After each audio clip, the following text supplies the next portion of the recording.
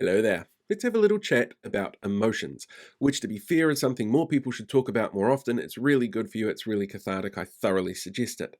The emotions that I'm talking about today, though, are the ones that drive us into how we're going to vote because they're really powerful.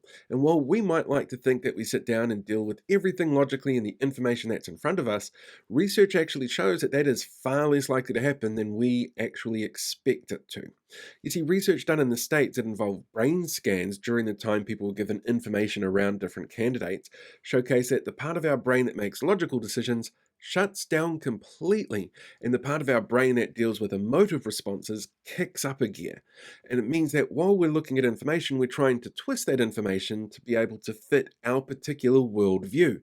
Our biases come into play something wicked. And when emotions are brought into that, particularly anger, that can really change how people feel they need to go out there and vote.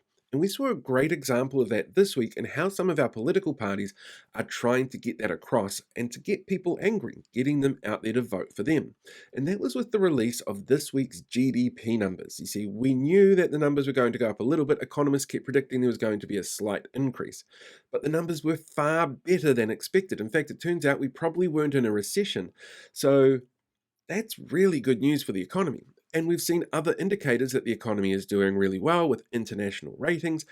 Even a survey result on TVNZ showcased that New Zealanders were much more positive about the future of the economy. Although, to be fair, it's really hard to find this information. For some reason, it hasn't been made all that generally public on TVNZ. That's probably another video. But what it showcased is that while, yeah, there are some pressures at home with things like the cost of living crisis, most people can see that the economy itself is starting to bounce back and things are returning to normal. But the responses that we saw from the National Party in particular were really fascinating because instead of sitting there going, yep, it's better than expected, the results came down and the way that it was pitched from Nicola Willis in particular, it was how people feel. It was about the anger that they felt and they got pinched at the pump. It was very much about the feels, not about the facts. And that's a really interesting way to go about things because a lot of the campaign across the political spectrum has been about trying to get people worked up and emotionally engaged in what's going on. It doesn't help, though, that the party leaders for both National and Labour, they're not particularly emotional people out in public. So there's no real emotional connection with them.